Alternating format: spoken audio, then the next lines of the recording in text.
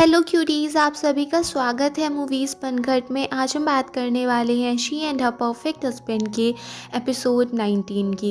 Episode की starting होती है, यांगवा काफ़ी ज़्यादा ड्रंक होता है और वो बोल देता है कि ये मेरी वाइफ नहीं है, बट फिर वो कह देता है ये तो मेरी गॉडेस है, और वहीं क्विंची को हक कर लेता है।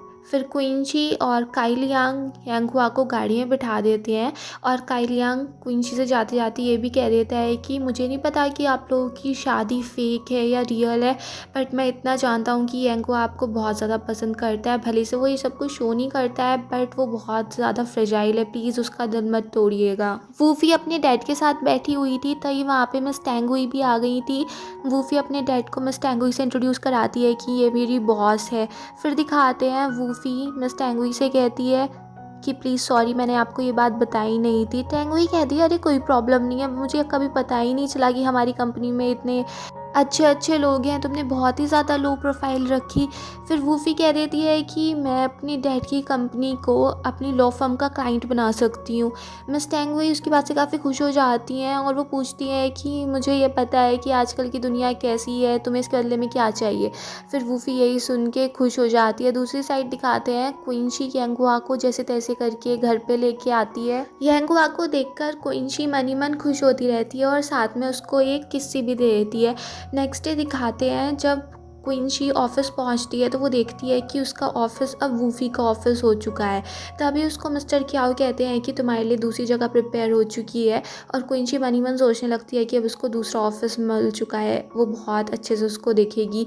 मगर पता चलता है कि उसको कोई ढंग का ऑफिस नहीं मिला था। वो मिस टेंगुई से बात करने जा रही थी, बट ऑफिस में भी नहीं जाने दिया जाता। तभी लीडाई उसके पास आ जाती है और उससे कहती है इस टाइम तुम्हारा बॉस के पास जाना अच्छा नहीं है, वरना तुम भी मेरी तरह नौकरी से चली जाओगी। क्विंची लीडाई से पूछती है कि ऐसा क्या हो गया जो नौकरी छोड़नी पड़ रही है। लीडाई कहती है कि अब मैं परेशान हो चुकी हूँ, यहाँ पर मेल वर्कर से मैं कम्पीट कर नहीं सकती हूँ, और ना मैं तुम्हारी तरह बन सकती हूँ जो शादीशुदा होने के लिए प्रिटेंड करती हैं, और इससे अच्छा है, मुझे लग रहा है कि ये कल्चर मुझे सूट ही नहीं करता है, मैं नौकरी छोड़ दूँ। क्विंची कहती है कि मुझे तुम्हारी ये बात कुछ पसंद नहीं आ रही है, झूठी बोल रही हो ना तुम, सच सच बताओ बात क्या है। फिर दिखाते हैं लीडाई की असिस्टेंट लीडाई से रिकमेंडेशन मांग रही थी, और वो उसने लीडाई से कहा था कि उस दिन जो तुम्हारी डेस्क पे वो पेन ड्राइव आई थी वो मेरी वजह से ही आई थी। और लीडाई क्विंची से ये भी कहती है कि यहाँ पर काम करने से क्या फ़ायदा हुआ, 5-6 सालों से जो हमने मेहनत की वो आज एक चुटकी में ही वूफी ने ले ली। उसका रिलेशन है, उसके डैड इतनी बड़ी कंपनी के मालिक हैं, तो उसको ये पोजीशन इजीली मिल गई और इसके लिए हम दिन रात काम करते रहे।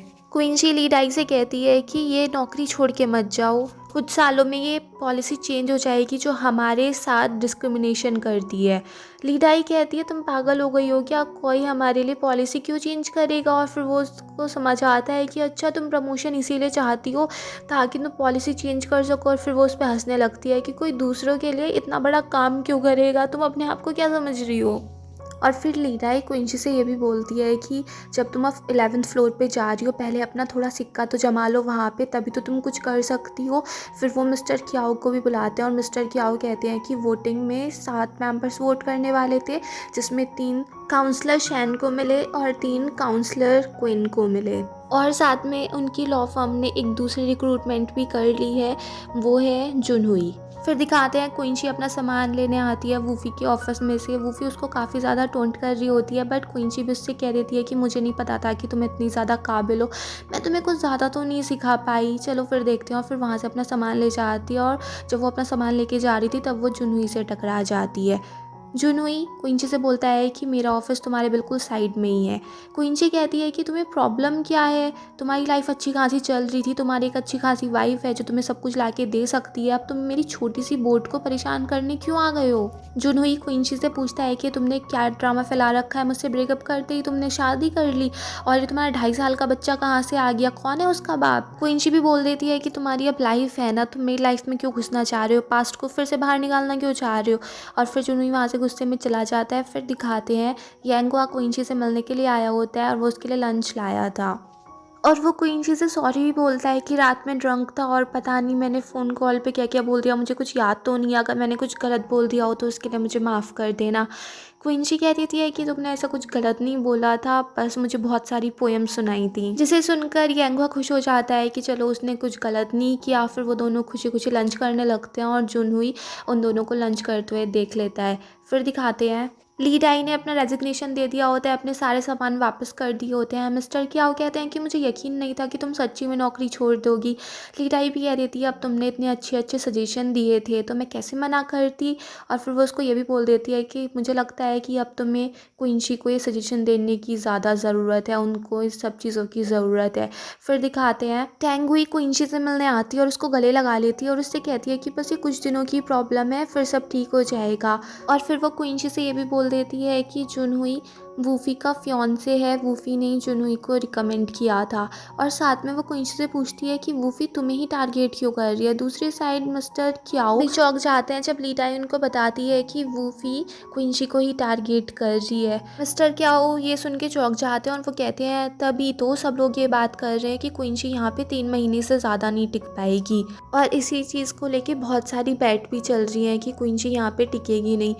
उसके लिए ली डाई भी बैट लगा देती है और वो मिस्टर क्याओ से कहती है कि मैं तो क्विंची पे बैट लगा रही हूँ।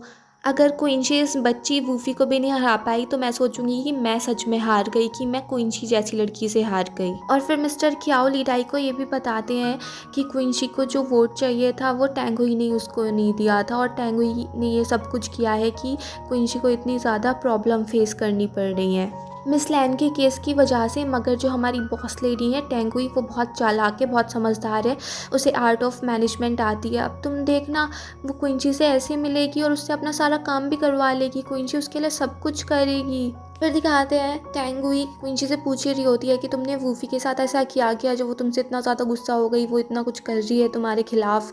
क्विंची चुप रहती है तो टेंगुई कहती है चलो मुझे मत बताओ, और वैसे भी मैंने तुम्हें चूज़ इसलिए किया है कि मुझे पता है तुम अंडर प्रेशर बहुत अच्छे से काम कर सकते हो और ये चांस मैं तुम्हें दे रही हूँ।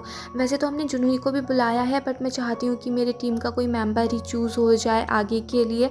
अब तुम देखो तुम्हारे पास 3 महीने का टाइम है, मैं चाहती हूँ कि तुम जी जान लगा दो, पूरी मेहनत करो, यही तुम्हारा चांस है। और साथ में जुनहुई पे भी नज़र रखना, मुझे लगता है कि वो हमारी लॉ फर्म में किसी और ही मकसद से आया है और तुम्हारे पास बस यही 3 महीने हैं, इसके बाद डिसाइड होगा कि तुम इस लॉ फर्म में रहोगी या नहीं। और फिर वहाँ से चली जाती है और जाते हुए जैसे वो क्विंची के सामने हंस रही थी बिल्कुल अपना गुस्से में फेस बना लेती है और मगर फिर भी एक स्माइल लेके वहाँ से चली जाती है। फिर दिखाते हैं ली डाई अपनी लॉ फर्म से चली गई होती है, अपने ऑफिस को देख रही थी और फिर जाते हुए वो यांगवा को फ़ोन कर देती है कि मुझसे अभी आके मिलो। फिर दिखाते हैं यांगवा और ली डाई मिलती हैं।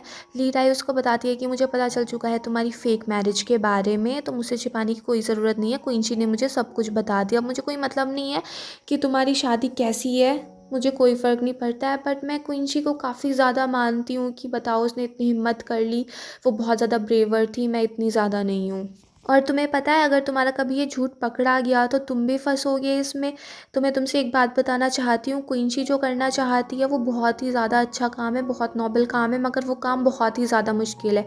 मुझे नहीं लगता कि क्विंची उस काम को अकेले कर पाएगी, उसके पास सिर्फ करेज ही है और इसके अलावा कुछ नहीं है, मगर उसको उस अपने गोल को अचीव करने के लिए बहुत कुछ चाहिए, इसलिए मैं चाहती हूँ कि तुम उसकी हेल्प करो। फिर दिखाते हैं रैन मम्मी क्विंची को कॉल करके कहती है कि वो घर पे बोर हो रही है क्योंकि आजकल ऑफिस क्वीन वेन्यू जा रहा है। क्विंची कहती है कि वो कैसे ऑफिस जा सकता है, वो ऑफिस में काम ही क्या करेगा, मेरा भाई बिल्कुल मूर्ख है, उसे कुछ नहीं आता है, उससे तो कभी पास भी नहीं हुआ गया। फिर रैन मम्मी ऑफिस चली जाती है, सारी फाइल्स पे साइन कर देती है। क्वीन वेन्यू से कहता है कि ये मेरी गलती थी, सारी मेरी गलती थी, मुझे ऑफिस नहीं आना चाहिए था, प्लीज़ मुझे माफ़ कर दो। और फिर यहीं पे एपिसोड फिनिश हो जाता है। अगर आपको ये पसंद आया हो तो प्लीज़ मेरे चैनल को सब्सक्राइब करें, लाइक करें, शेयर करें, कमेंट्स करें and bye bye till next video.